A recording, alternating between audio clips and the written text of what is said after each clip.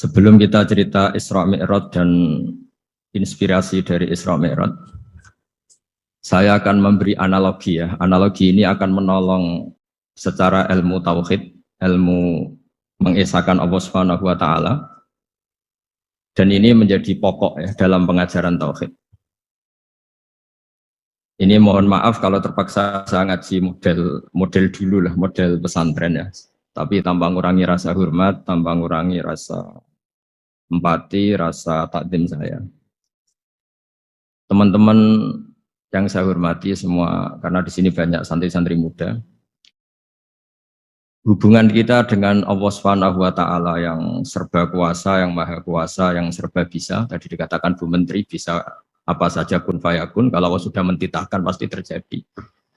Itu kira-kira seperti ini. Saya ini bawa cincin dari besi mungkin atau dari apa itu ya besi lah atau perak. Yang jelas tidak emas ini karena saya cowok. Yang jelas tidak emas. Saya bawa kertas. Kalau Anda saya tanya, kertas ini sama cincin kuat mana? Pasti akan menjawab kuat cincin karena materinya dari besi. Jawaban itu benar, tapi harus ditambahkan secara materi itu kuat cincin ketimbang kertas. Tapi Anda salah. Harusnya menjawab ya terserah Gus Bahak karena yang megang itu Gus Bahak. Karena bisa saja saya punya rencana menghancurkan cincin ini, sementara saya punya rencana mengabadikan kertas ini. Kira-kira gitu hubungan manusia dan Allah Subhanahu wa taala. Jadi hal yang kita kira abadi karena materinya kuat, ternyata Allah punya rencana menghancurkan.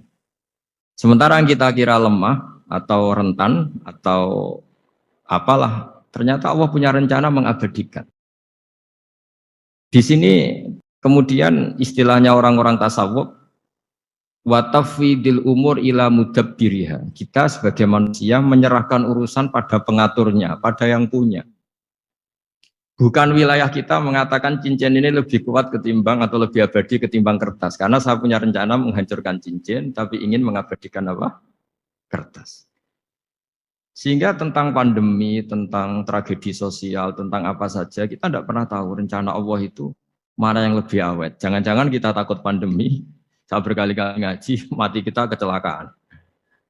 Jangan-jangan takut kecelakaan, mati kita karena ngelindur, tiru kebablasan, nggak bangun. Kita takut mati ngelindur, mati kecelakaan, jangan-jangan mati kita karena likuifaksi, karena gempa atau karena tsunami. Nah, hal-hal seperti ini yang terus menjadikan kita bilang dan berkeyakinan hasbunallah wa ni'mal wakil. Hanya Allah yang tahu dan semua urusan mencukupi kita hanya Allah. Tadi kata Bu Menteri kita akan menghadapi ini dengan ilmu pengetahuan dan pengalaman. Oke, saya sangat setuju itu. Tapi lagi-lagi bangsa ini dan seluruh tren dunia itu kalau misalnya baru tsunami ya semua orang ramai ketakutannya pada tsunami. Ilmuwan berteori bahwa tsunami siklusnya sekian tahun per sekian tahun. Nanti pas gempa juga gitu, pas likuifaksi juga gitu. Nanti kalau mudik mungkin ketakutan orang sama kemacetan sama macam-macam. Takut kecelakaan laka di jalan dan sebagainya. Sehingga sebelum ngaji ini lebih jauh, pastikan bahwa tidak dalam wilayah kita mengatakan bahwa cincin ini lebih abadi, lebih awet ketimbang kertas. Tapi kita harus menjawab secara materi cincin itu lebih awet ketimbang kertas. Tapi secara hakikat ya terserah yang mengendalikan, terserah yang punya, rencananya apa. Nah, di sini pentingnya ngaji. Karena dari ngaji itu kita akan kembali ke ma'rifatullah, ngerti Allah yang sebenarnya. Sebab itu di surat Isra disebut pada akhirnya ngaji itu apa? Subhanalladzi asra bi 'abdihi lailam minal masjidil haram ilal masjidil aqsa alladzi barakna haulahu. Tujuan akhirnya linuriyahu min ayatina. Bahwa Mi'raj itu hanya bagian kecil yang dingertikan kita betapa dahsyatnya kekuasaan Allah Subhanahu wa taala. Betapa tidak terbatasnya kemampuan dan kebisaan dan kudrahnya Allah Subhanahu wa taala. Makanya masih dikatakan min ayatina itu masih sebagian kecil dari ayat-ayatku kata Allah. Lalu dalam surat Kahfi diterangkan, ketika orang kagum dengan Ashabul Kahfi yang bisa tidur dalam keadaan hidup 309 tahun atau Masehinya 300 tahun, kalau Hijriahnya 309 tahun. Itu mungkin kalau kita ilmuwan, ahli ahli baksil ya, atau ahli apalah, itu mungkin lebih kagum tentang nyamuk. Saya berkali-kali bilang, andai kan kita sepakar-pakarnya, terus disuruh bikin nyamuk itu, nggak usah bikin nyata hidup, bikin patungnya saja. Nyamuk itu sekecil itu, kemudian punya jantung, jantungnya punya urat, uratnya punya kuman, kumannya juga punya urat. Bayangkan saja sudah tidak bisa.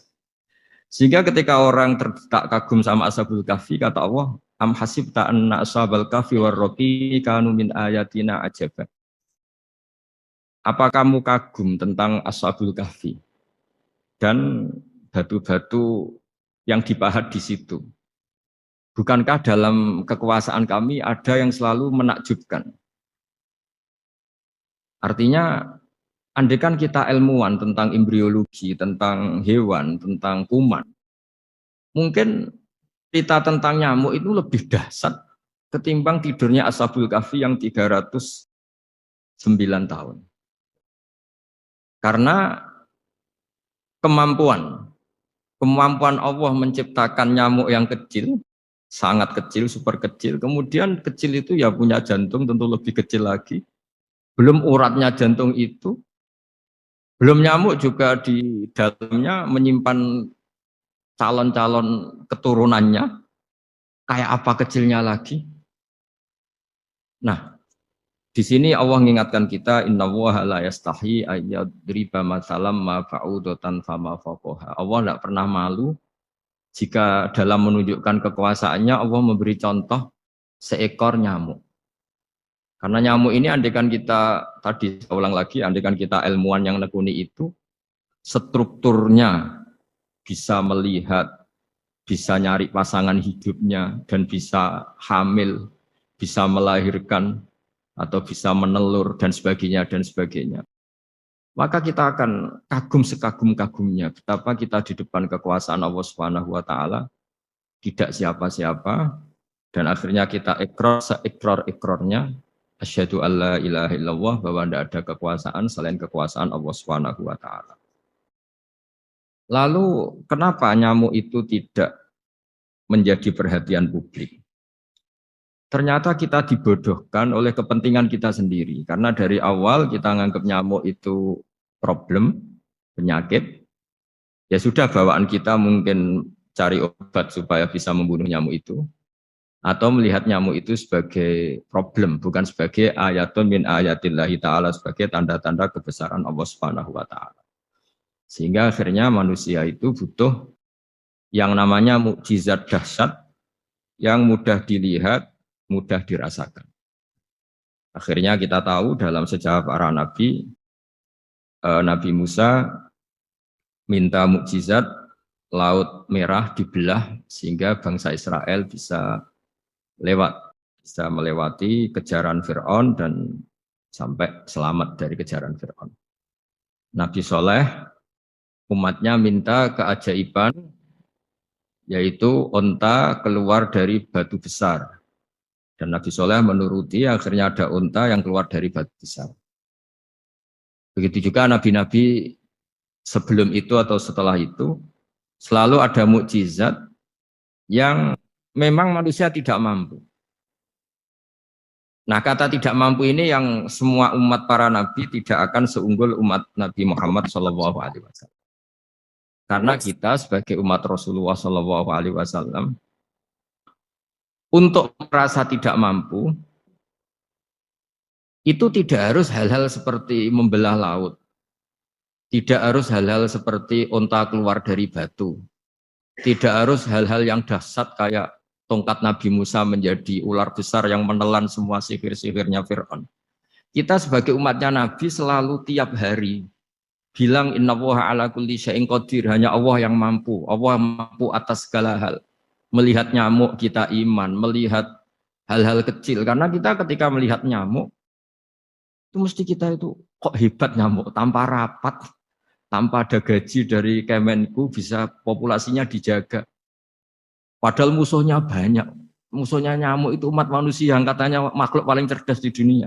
Tapi tidak juga bisa menghabisi nyamuk. Mungkin mereka juga terus untuk menjaga ketahanan populasinya. Jadi andai kan kita pakai ayat tadi, Inna woha la yastahi ayyadriba masalam ma ba'utoh. Allah itu tidak pernah malu untuk menunjukkan kekuasaannya. Cukup misalnya kita belajar tentang nyamuk.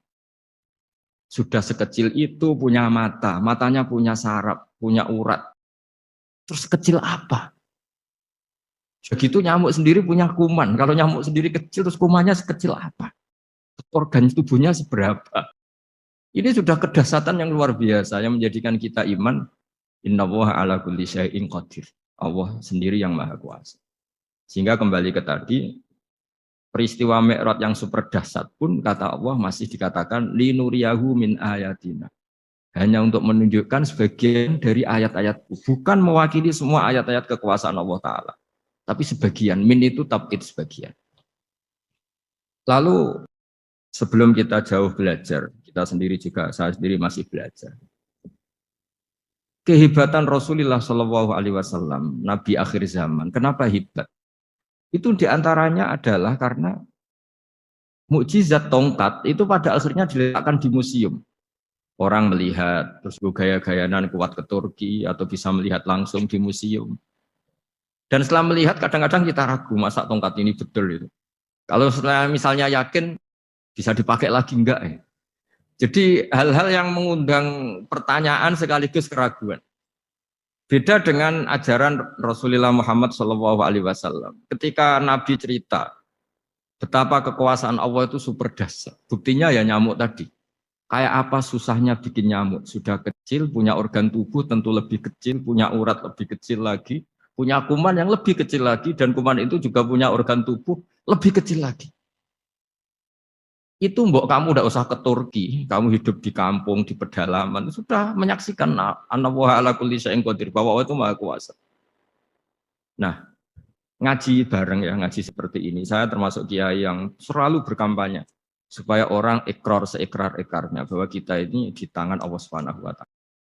Saya kemarin-kemarin ngaji sama orang-orang Grab, juga barusan 3 hari yang lalu, 4 hari yang lalu ngaji sama teman-teman disabel atau difabel. Karena mereka kalau dibahasakan disabel nggak mau, tapi komunitas internasional minta dis pakai bahasa S, tapi kita di Indonesia pakai difabel. Akhirnya kita tahu, ternyata orang yang kita kira menderita karena fisiknya, ternyata kadang lebih bahagia. Karena Allah bisa mengalihkan pikiran untuk positif. Saya berkali-kali guyon di depan para tamu. Saya pernah punya tamu itu perempuan nggak cantik miskin lagi. Ini nyata ini, Gus doakan supaya suami saya kaya. Terus saya bilang, memangnya kalau sudah kaya ngapain itu? Ya paling tidak rumah saya diganti, mobil saya diganti. Tapi nanti akhirnya ngevaluasi Anda juga ingin diganti. Karena setelah rumahnya mewah, pakai mobil mewah, pasti yang dievaluasi bukan rumah dan mobil, tapi Anda. Kok nggak pas ya wajah gini di rumah saya gitu. Kok nggak pas wajah gini di mobil mewah. Akhirnya ibu-ibu tadi sudah nggak jadi. Jadi mungkin barokahnya pandemi itu nanti Ibu Menteri itu jadi kelihatan hebat karena ada pandemi kok Indonesia bertahan. Tapi kalau nggak ada pandemi kan ya biasa aja, memang normal. Kiai juga gitu, diuji santri yang kadang beli, umat yang nggak jelas. Itu memang ujiannya. Kalau nggak ada ujian ya nggak keren. Kayak ya biasa aja lah kita adepin, ya kita tadi kata Bu Menteri ya kita ikhtiar dan berdoa. Lalu saya ulang lagi. Jadi logika itu bisa pakai analogi. Analoginya tadi, salah Anda kalau mengatakan cincin ini lebih kuat ketimbang kertas. Yang benar adalah secara materi ini lebih kuat ketimbang kertas. Tapi soal nanti kekuatannya sampai kapan terserah yang punya. Bisa saja saya punya rencana besok ini saya luluhkan, saya hancurkan. Yang ini saya simpan. Kayak apa dulu dinosaurus itu kuatnya kayak apa? Habis. Ayam yang selemah itu sampai sekarang masih. Karena Allah menghendaki dinosaurus diakhiri, sementara ayam tidak. Kayak apa nyamuk itu yang musuhnya orang seluruh dunia, ditemukan apa, mulai begon apa, tapi sampai sekarang bertahan. Apa kita perlu konsultasi sama nyamuk gimana ini kok bisa bertahan, resepnya apa? Gitu. Karena Allah menghendaki itu disisakan masih. Nah, kemudian kenapa ada peristiwa Isra Mi'raj? Saya termasuk orang yang sering menulis tentang fikih sholat, tapi nulis saya untuk diri saya sendiri tak pakai ngaji. Tidak saya bukukan, memang saya sengaja karena ribet biasanya penerbit itu. Terus bicara royalti apa, kita kan mulai kecil dilatih ikhlas, jadi kalau komersial itu jadi bingung. Karena tidak biasa komersial, jadi kalau diajak komersial itu malah jadi bingung. Nabi ketika Mi'raj, ini yang jarang dikaji. Sebetulnya kalimat-kalimat dalam sholat, pertama Rasulullah Muhammad SAW ketemu Allah, itu Nabi maju. Maju ini Jibril sebenarnya mau ikut, karena Nabi bilang, ya Jibril jangan tinggalkan saya sendiri. Terus kata malaikat Jibril, sudah makam saya sampai sini, kelas saya sampai sini aja. Enggak, kamu harus nemani saya. Ketika memaksa nemanin, beliau tidak kuat. Di beberapa rawat jelaskan sampai beliau pingsan, sampai beliau tidak sadar. Akhirnya terus ada ayat wa ma minna illa lahu maqamun ma'lum. Kita punya kelas tertentu yang enggak levelnya sampai sana. Akhirnya Nabi masuk wilayah itu, area itu. Dan Nabi ngendikan at-tahiyatul mubarakatus sholawatut thayyibatulillah. Kira-kira maknanya semua kehormatan, semua kebaikan, semua yang bersembah suci itu milik Allah Ta'ala. Lalu Allah menjawab, Assalamu alayka ayyuhan nabiyyu wa rahmatullahi wa barakatuh. Bahwa kamu Muhammad mendapat salam dari saya, mendapat semua kehormatan, semua keselamatan. Kemudian Nabi itu karena sebagai hamba yang tidak egois, tidak ingin kalau nikmat dirasakan sendiri, tidak ingin kalau sedang senang beliau sendiri yang merasakan, beliau ngendikan Assalamu alayna wa ala ibadillahi sholihin. Ya Allah tolong bahwa status selamat itu tidak hanya milik saya, tapi milik siapa saja yang soleh. Soleh itu ya sesuai kelas masing-masing. Setelah itu para malaikat melihat kebaikan Nabi yang seperti ini, melihat mentalnya atau keinginannya yang luar biasa untuk baik kepada semua orang, wa ala ibadillahi sholihin. Terus malaikat saat itu rame-rame bersaksi asyhadu alla ilaha illallah wa asyhadu anna muhammadar rasulullah.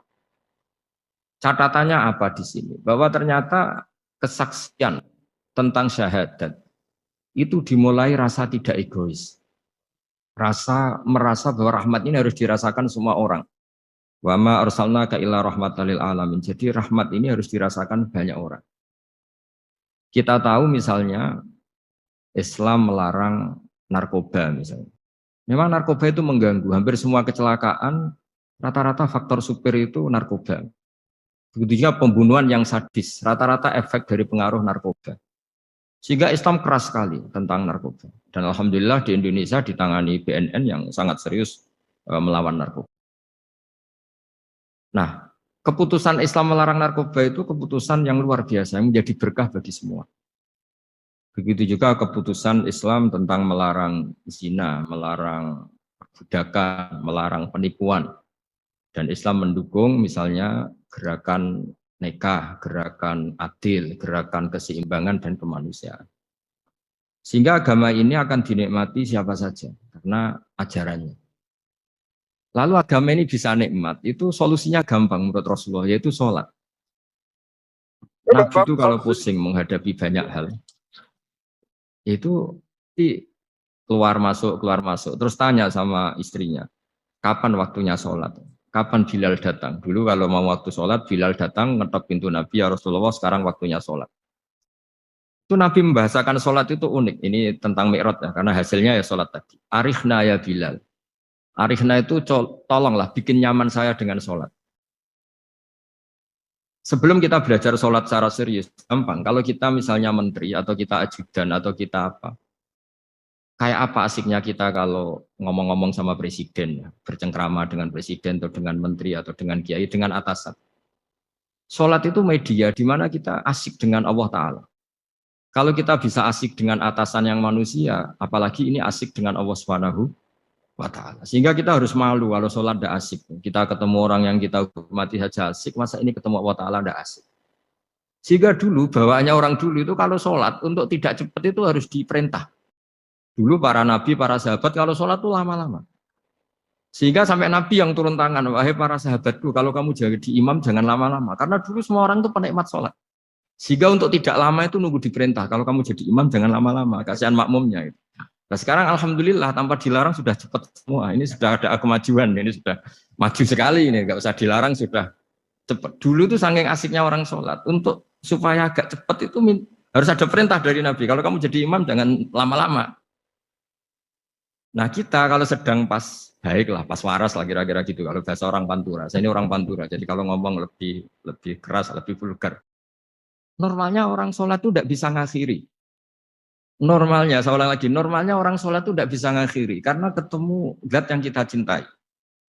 Kita kalau ketemu orang yang kita hormati, yang kita cintai itu nggak bisa ngakhiri. Misalnya mungkin anak muda, contohnya ketemu pacar nggak bisa ngakhiri. Kita kangen sama temen, jagung nggak bisa ngakhiri karena asik. Nah ini ketemu Allah yang dipuja-puja, dipuji-puji, kemudian cepat ingin ngakhiri. Jadi ini kita agak aneh. Makanya orang sholat itu tidak bisa ngakhiri. Dan itu normal. Sehingga dulu ketika Sayyidina Umar itu ditikam sama satu benda yang kayak pancing itu. Panah itu kan kayak pancing ya. Jadi kalau masuk cepat tapi nariknya susah. Karena ada grendelnya. Itu tiap ditarik sakit, tiap ditarik sakit. Dan beliau bilang, nanti setelah saya sholat tarik. Beliau sholat, nyaman, ditarik itu enggak gerak sama sekali. Karena dia sudah istighraq billah, sudah nyaman dengan Allah sehingga ditarik itu enggak keras. Dulu di daerah sini, masih keluarga kita lah, masih keluarga kita semua. Ada seorang wali jadi imam masjid. Itu di PHK sama takmirnya. Karena ketika sujud, dia asik terus lama sekali. Sampai 30 menit. Sampai santrinya bilang, mbah, sampun, mbah, sampun. Setelah itu rapat dihentikan. Kita kenapa mbah sujud begitu? Saya tidak bisa mengakhiri orang nikmati sujud kemudian ingin berhenti. Nah, Sayyid Ali Zainal Abidin yang populer, cucunya Rasulullah SAW, anaknya Sayyid Husain, putranya Sayyid Husain. Itu bapak saya kalau cerita, beliau itu sebetulnya sholat itu hanya ingin 2 rakaat. Setelah sholat 2 rakaat, ya Allah sebagai hadiah nikmat saya sholat 2 rakaat karena asik dengan engkau, saya akan syukur lagi sholat 2 rakaat. Akhirnya ketika nikmati sholat, dia sholat lagi 2 rakaat sampai akhirnya 1000 rakaat. Itu tanpa rasa capek. Karena merasa keasikan. Masa momen seasik ini kemudian saya tinggalkan ya Allah. Akhirnya sholat lagi. Sehingga ada seorang wali ditanya, kamu ingin masuk surga? Tanya, di surga ada sholat enggak? Enggak ada katanya. Wah kalau enggak ada sholat, saya enggak masuk surga. Terus dibilang, ya sholat aja. Terus dia mau masuk surga. Kalau kita akan kebalikan, kita ini masuk surga itu sebetulnya kita ngawur sekali. Ngawurnya adalah, hore masuk surga, tidak ada sholat lagi, tidak ada puasa lagi. Jadi ini kan, kita ini jadi makhluk yang aneh. Jadi kita ini masuk surga senang karena sudah ada kewajiban apa? Sholat. Jadi ini agak aneh. Sesuatu yang menjadikan kita masuk surga, tapi sesuatu yang kita benci setelah masuk surga. Asiklah di surga karena tidak ada sholat. Nah, apapun kondisi kita harus latihan. Harus latihan kita entah seberapa kadarnya ingin niru Rasulullah SAW ketika ngendikan wa qurratu aini fi sholat. Nyamanku, hatiku tentram kalau saya pas sholat. Sehingga tadi sudah saya katakan tadi. Dulu itu untuk menghentikan sholat itu susah. Sampai Rasulullah sendiri yang merintahkan, hei para imam kalau sholat jangan lama-lama. Kalau sekarang, andai kan Nabi hidup di zaman sekarang, pasti tidak ada pengumuman itu. Karena semuanya sudah pat, malah super kilat itu. Ada yang terawih 20 rakaat hanya berapa? 8 menit dulu. Itu kan 7 menit. Itu. Nah kalau sampean tanya saya, kenapa sholat begitu asik? Yaitu tadi kita diajari analogi. Analogi itu ya kias. Jika kita bisa asik ngomong sama orang yang kita cintai, bisa orang tua, bisa anak, bisa cucu, itu rasanya mengakhiri itu nggak bisa. Karena bawaannya asik. Apalagi ini kita munajat, bercengkrama dengan zat yang kita butuhkan sebelum kita ada, sampai setelah kita ada, sampai setelah kita tidak ada. Kita semua akan hasbunallah wa ni'mal. Sehingga dulu bawaannya orang dulu itu, saya cerita sedikit. Ada orang mau meninggal, namanya Umar bin Abdul Aziz, itu Khomisul Khulafa, orang yang terkenal adil. Ketika mau meninggal, senangnya bukan main. Ditanya, kenapa engkau senang? Memangnya kalau saya mati mau kemana? Ketika saya hidup dengan segala nikmat itu ya karena Allah Ta'ala. Saya nanti mati ke zat yang sama. Dikelola oleh zat yang sama, yaitu Ar-Rahman Rahim.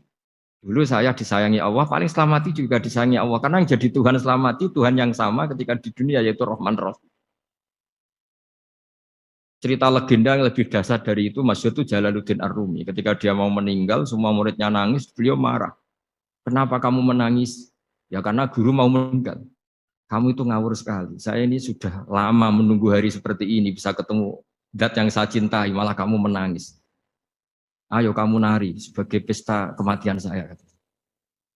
Tapi ini nggak bisa ditiru ya, karena kalau kita niru, nggak usah dilarang juga nggak bisa niru kayak gitu. Cuma saya maklumatkan jangan ditiru, meskipun nggak usah dilarang juga nggak akan bisa niru.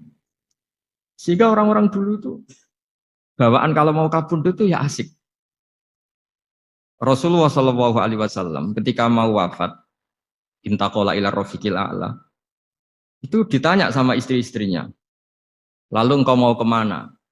Kata Nabi, sebelum sekian hari, beliau setiap khutbah ngendikan, ini ada hamba yang disuruh milih Allah antara di dunia dan bertemu Allah.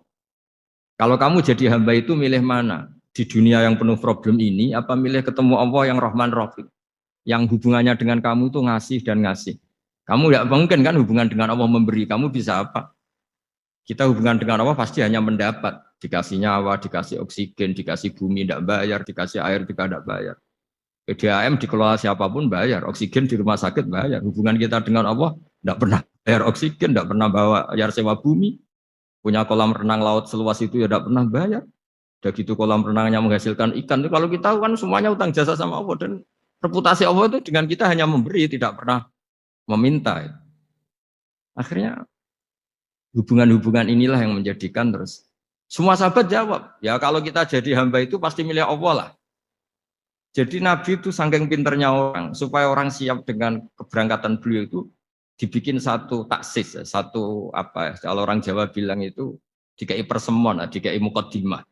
Supaya orang-orang itu siap kalau Nabi ngendikan. Kalau kamu seorang hamba disuruh ketemu Allah sama hidup di dunia yang fana ini milih mana? Ya milih ketemu Allah. Ketika akhirnya Rasulullah wafat, ternyata orang itu adalah Rasulullah. Ya akhirnya sahabat bilang, ya iyalah masa dengan kita sama Allah milih ketemu kita, pasti milih ketemu Allah. Nah, sholat itu mi'rajul mu'min, sholat itu adalah cara seperti itu. Kita manja dengan Allah meskipun dengan segala problem ketika itidal kita tetap memaklumatkan Rabbana lakal hamdu mil'us samawati wa mil'ul ardi wa mil'u ma syi'ta min syai'in ba'du. Engkau zat yang selalu layak dipuji di langit maupun di bumi. Dan langit bumi ini karena terbatas masih ditambahi wamil umasyi tamin seimbadu. Dan seluas apa saja engkau kehendaki. Apapun hebatnya langit bumi ini tetap terbatas, ada ruang dan waktu. Makanya ditambahi wamil umasyi tamin seimbadu. Dan segala puji ini memenuhi semua yang engkau kehendaki.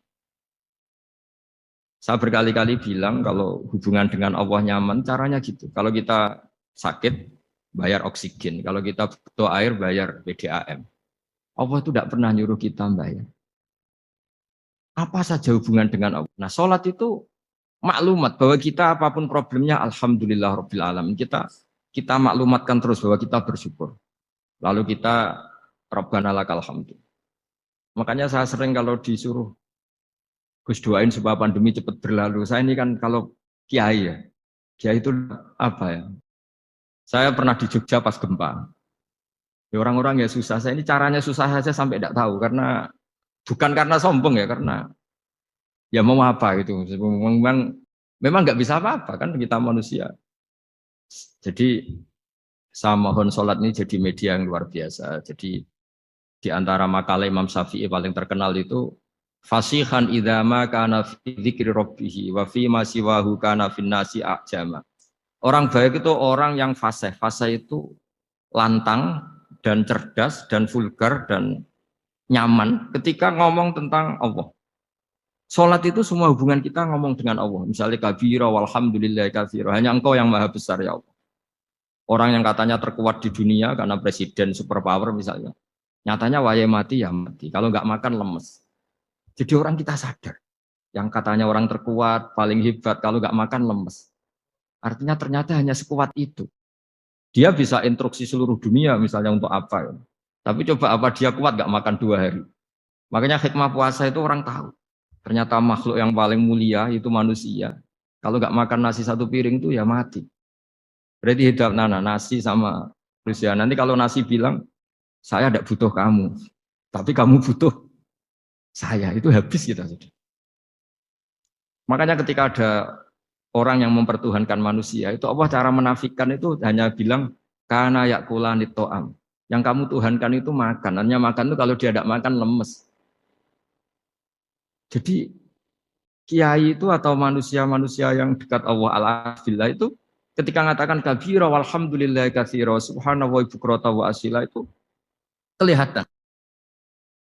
Makanya Quran kalau mencibir kita, falola in kuntum ghaira madinin tarji'unaha in kuntum shadiqin. Kalau kamu merasa dikjaya, mbok jangan mati, mbok jangan tua. Sudahlah hidup terus. Dikjaya kok mati gak keren. Orang top kok mati itu gak keren. Jadi Allah cara gojlek itu ya sudahlah. Kalau kamu hebat jangan mati kata. Nah, sholat tuh mengingatkan itu terus. Sampai kita bilang inna sholati wa nusuki wa mahyaya wa mamati lillahi rabbil alamin. Gusti, saat ini saya ikrarkan hidupku, matiku semuanya terserah Engkau. Nah, lagi-lagi tadi ketika kita bilang cincin ini lebih kuat ketimbang kertas, Anda salah. Karena itu hanya secara materi. Kuat tidaknya terserah yang mengendalikan. Karena saya punya rencana menghancurkan cincin ini, besok mau saya lebur, sementara saya mau mengabadikan kertas ini. Nah, disinilah terus kita diajari misalnya di surat Yasin yang populer, Allah itu siapa? Allah itu subhanalladzi biyadihi malakutu kulli syai'in, yang mengendalikan semua sesuatu. Makanya sholat itu menjadi penting. Saya sendiri termasuk orang yang jarang imam ya, saya selalu jadi makmum. Jadi andaikan Mas Zakaria di sini saya juga makmum. Cuma keren saya kayaknya meskipun saya makmum.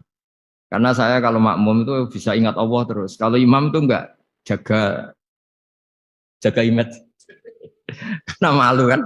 Misalnya di masjid kementerian terus sholatnya kok cepet nanti dikira enggak ustadz betulan itu. Kalau ulama ternyata banyak urusan jadi banyak berpikir gitu. Tapi alhamdulillah ini barokahnya ngaji terus apa ya? Ya hasilnya mi'raj itu ya sholat itu. Sholat ini spesial karena tadi saya bayangkan itu di surga gak ada sholat itu ya terus wopo itu gak asik. Itu kalau Imam Ghazali itu membarter kita itu begini. Kalau kamu bangga di kasrotin nisa, pasangan kamu banyak, itu ayat lebih kuat ketimbang Anda karena satu hari 1 jam bisa berapa kali. Kalau Anda bangga bisa makan itu kerbau itu makannya lebih. Kalau Anda bangga atas pengaruh itu tawon itu ratu tawon itu pengaruhnya lebih besar ketimbang Anda. Dia diam di rumah tapi anak buahnya loyalnya kayak gitu. Artinya kalau manusia bangga itu apa? Ya dengan sholat tadi ini karena satu ibadah yang enggak tertandingi oleh makhluk yang lain. Apalagi dalam sholat itu ada semua gerakan yang mewakili semua ibadahnya malaikat. Malaikat itu ada yang ibadahnya berdiri terus, ada yang rukuk terus, ada yang sujud terus. Dan sholat itu mewakili semua itu. Juga mewakili sosial, karena setelah sholat kita bilang Assalamualaikum warahmatullahi wabarakatuh. Bahwa keselamatan ada di kanan dan kiri. Nah, oke ya, itu sakralnya Mi'raj. Tapi di balik Mi'raj itu ada hal-hal yang manusiawi. Dan ini yang terjadi di dunia. Ketika Rasulullah melangkai makamnya Nabi Musa, makam itu status, ranking lah kalau dalam bahasa Indonesia itu. Kalau bahasa Indonesia itu ribet, makam itu kuburan. Makanya orang Indonesia sering tanya saya, Gus, makamnya Nabi Ibrahim kok batu? Makam yang dekat Ka'bah itu bukan makam dengan makna kuburan, itu tempat yang dipakai Nabi Ibrahim membangun apa? Ka'bah. Cara Jawa pancatan itu. Nabi Musa itu gak terima, komplain sama Allah. Ya Allah, ini lebih junior ketimbang saya. Kenapa makamnya melangkai saya? Ini tidak fair. Jadi di mana-mana manusia itu kalau disalib junior itu ya tidak terima. Ya ada manusianya. Terus ditanya sama malaikat Jibril, kenapa kamu gak terima? Ini orang Israel, kadung ngira saya ini nabi paling top. Ini kalau sampai konangan saya kalah sama Muhammad tuh malu saya kata. Jadi artinya ya ada sisi manusia. Itu ada kitabnya. Terus ya tapi memang Nabi Muhammad lebih top ketimbang kamu. Memang dia nabi pilihan, Sayyidul Awalin wal Akhirin. Oke, kalau saya kalah dengan dia gak apa-apa. Tapi umatnya jangan. Maksudnya umatnya bangsa Israel harus lebih top ketimbang kita. Makanya orang Israel sampai sekarang begitu itu ya memang ada sanatnya, nggak mau kalah. Karena usulnya Nabi Musa memang nggak boleh kalah. Terus terus kata Allah, ya tidak bisa. Memang yang paling top tetap umatnya Muhammad, bukan umat kamu. Tetap kamu kalah. Sehingga setelah kalah dan menang itu kita terus tidak tahu. Misalnya begini ya, penemu komputer atau penemu mobil sama yang beli mobil itu hebat mana? Kalau bicara keilmuan ya hebat penemunya. Tapi kalau bicara kapitalistik, udah bikinkan mobil yang mewah gini-gini. Nanti tanggal ini jadi ya. Hebat mana yang nyuruh sama yang disuruh? Kalau logikanya pakai gitu. Hebat mana yang nyuruh sama yang disuruh? Artinya kamu milih jadi mana? Penemu mobil, hebat kan? Tapi terus sama orang kaya diminta, bikinkan ini, speknya seperti ini, selesai di sini. Hebat mana? Nyuruh sama disuruh? Menyuruh. Tapi yang nyuruh tidak bisa bikin mobil, yang disuruh bisa. Pinter mana? Pinter yang disuruh.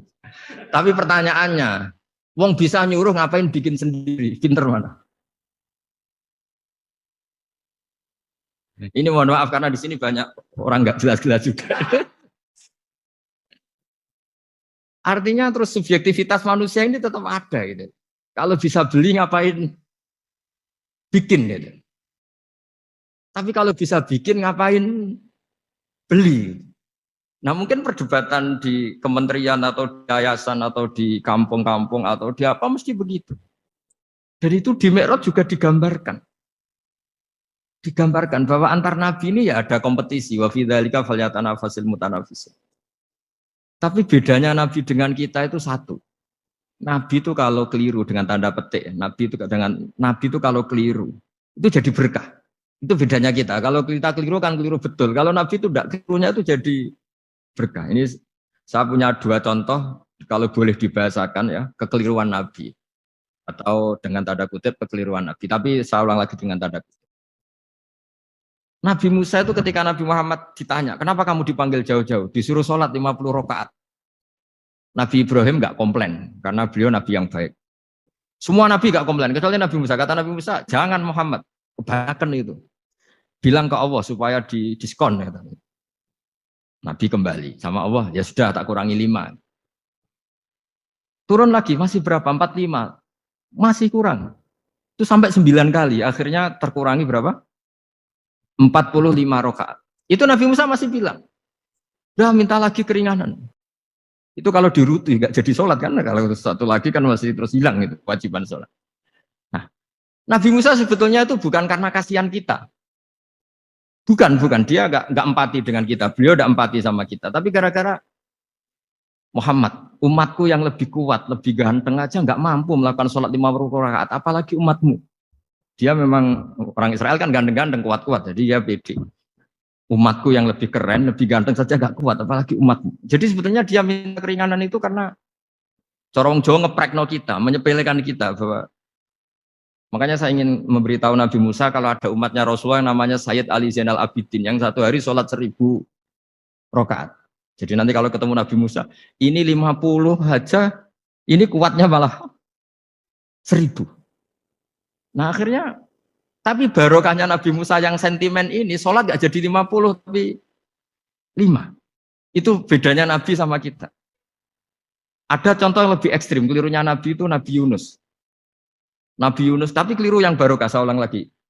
Nabi Yunus itu memaklumatkan ke masyarakatnya, nanti itu kalau kamu tidak nurut sama saya ada azab. Anggap saja azab itu hari Kamis. Besok hari apa ya? Besok hari Kamis ya? Besok hari apa? Lupa hari ya. Rebu apa Kamis?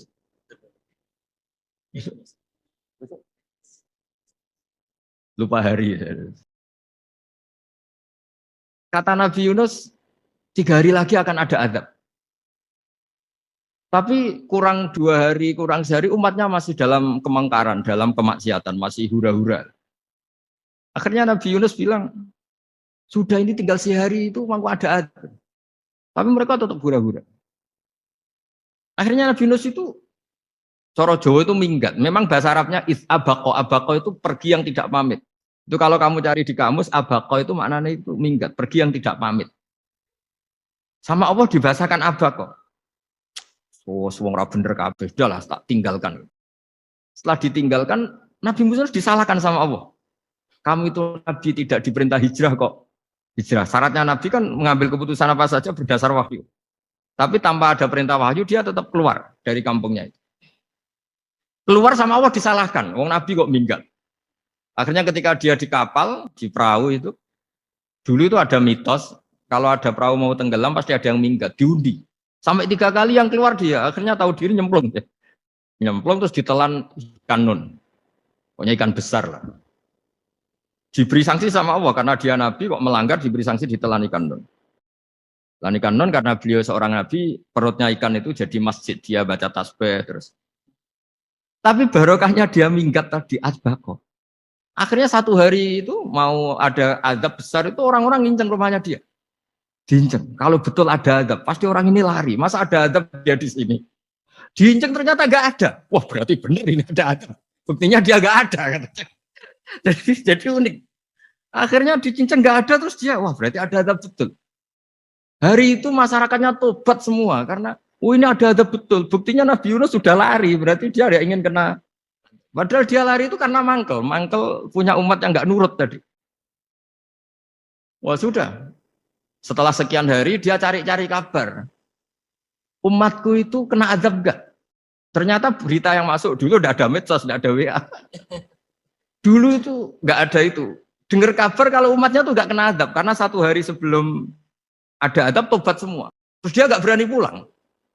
Karena ada hukum sosial di sana, kalau ada orang bohong hukumnya dibunuh. Berarti terus beliau berpikir, saya tidak bohong, katanya ada azab kok. Masyarakat saya baik-baik. Waktunya setiap ketemu kaumnya dia lari karena takut dibunuh. Ternyata kaumnya sudah iman semua, mau ngejar dia dijadikan imam. Akhirnya, oh iya ya. Jadi itu bedanya Nabi sama ndak. Jadi Nabi itu kalau keliru, kelirunya itu barokah. Makanya kita tidak usah ikut keliru, karena keliru kita ini pasti tidak barokah.